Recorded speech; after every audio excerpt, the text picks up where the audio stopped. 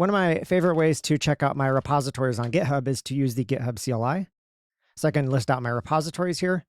By default, these are my repos. So I have a list here sorted in the order that I last accessed each repository. So here's the most recent one. And so if I want to clone something that I've worked with recently, I can just scan through the list here. For example, I wanted this repo right here, so I can copy that. And then this plays nicely with my Wes clone function, where I can just pass this in here, pull this down, and I can change to it, and I've got my repository right here.